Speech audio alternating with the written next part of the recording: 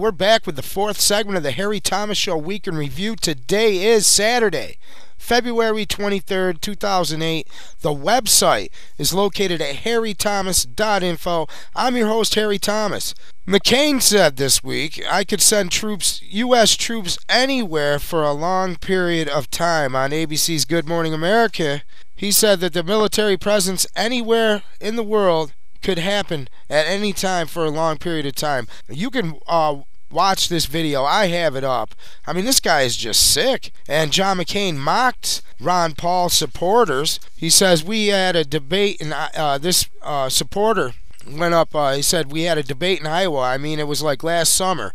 One of the first debates we had. It was raining, and I'm standing there in the afternoon. It was a couple hours before the debate, and I happened to look out the window, and here's a group of 50 people in the rain shouting, Ron Paul, Ron Paul. At this point, McCain begins pounding his fists on the table and chanting in mockery of the Ron Paul revolutionaries outside. And he says, they made an important discovery up there, that the headquarters for the organization that's going to merge the three countries into one, Canada, Mexico, and the U.S., is in Kansas City. So that's pretty interesting. The headquarters for the North American Union, apparently, according to this article, is in Kansas City. Wow. Now, McCain says, I'm the only candidate that special interests don't give money to.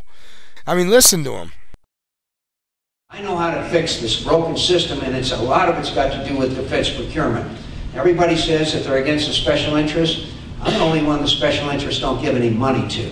But I want to tell you, I can free up for the Center. He's such a liar, because according to the Center of Responsive Politics, McCain has taken nearly $1.2 million in campaign contributions from the telephone utility and telecom service industries, more than any other senator. Now, Ion Media Networks has given $36,000, and the fact is that he's made all kinds of deals with special interests, and he's just sitting there lying to people. I mean, he is like a compulsive liar. It's almost like he's delusional about, who he really is. And it's been shown that he was lying about his POW status. People in there with him said he was never tortured, that he made 32 or 33 videos for the communists. We're going to have to follow him and see how much more he gets exposed in this election. Now, Clinton and Obama, they take major donations from Abramoff's former law firm, and you can look into that yourself. There's all kinds of criminal activity going on.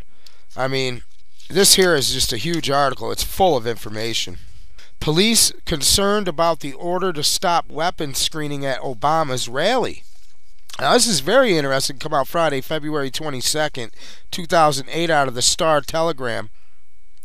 The order to put down metal detectors and stop checking purses and laptop bags came as a surprise to several Dallas police officers who said they believed it was a lapse in security.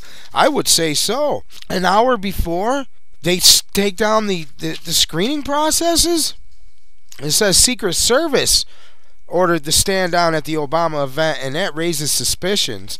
Dallas police officers are worried about it. Says security concerns come on the back of warnings last week that a British Nobel Prize winner, Doris Lessing, said that the 88-year-old novelist said that she predicted the assassination of Barack Obama if he becomes the first black U.S. president. And I mean, Harry Smith 2 weeks ago said to ask Ted Kennedy if he was worried about Obama's safety. Many blacks are worrying about Obama's safety, and obviously they have every right and should. They're very justified in this worry. I'm worried too. Barack Obama moves ever closer to becoming America's first black president, and they ask themselves and their family and their friends, is he at risk? Will he be safe? I believe he will be safe, mainly because he is a member of the CFR, Council on Foreign Relations. I believe he will be safe because if elected, Obama will push the NAU agenda. The Dallas Morning News reported that as president, Obama said he will restore the leadership by working to advance the common prosperity and security of all the peoples of Americas. the work that must begin with a renewed strategic partnership with Mexico. Starting my first year in office, I will convene annual meetings with Mr. Calderon, the Prime Minister of Canada. Unlike similar summits under President Bush, these will be conducted with a level of transparency that represents the close ties among the three countries. So, world government's coming. It doesn't matter. These CFR members, what that equals is world government. And they have a mind control program in there, and that's how these people go for this. They've convinced them that this is the solution. And whether they know that they're working for evil or they're just a puppet in this regime of madness is beyond my knowledge. But all I know is if they're involved with the CFR, they are for world government. And this includes Hillary Clinton. She's a member of the CFR.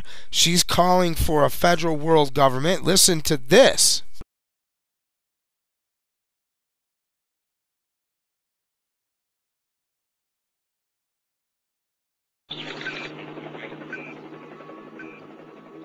The World Federalist Association, or WFA, is one of the largest organizations that openly promote world government.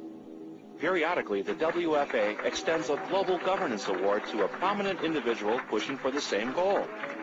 Former CBS anchorman Walter Cronkite was among the recipients of the WFA award. Thank you very much. Today we must develop federal structures on a global level to deal with world problems. We need a system of enforceable world law, a democratic federal world government. In a closed-circuit hookup, Hillary Clinton congratulated Cronkite. For decades you told us the way it is. But tonight, we honor you for fighting for the way it could be. In 1993, the WFA honored an editor for Time magazine for an essay he had written entitled, "The Birth of the Global Nation." Nationhood as we know it will be obsolete. All states will recognize a single global authority. After receiving the award, the editor, Strobe Talbot, was appointed Deputy Secretary of State in the Clinton administration. In February of 2000, the New York Times allowed the WFA a full-page ad to spread its globalist propaganda. Now, Walter Cronkite, all these people, it's documented that this is what's going on. And our sovereignty is under attack, our constitutional values, and that this republic was built on. This constitutional republic is under attack. And they're moving in quickly. Now, Bill Kristol says he's looking forward to a fear-based election, and says it's a pretty good argument for McCain. People are tired of this politics of fear. Now, Kristol is a major player in the project of the New American Century. He's involved in the CFR. He's all for world government.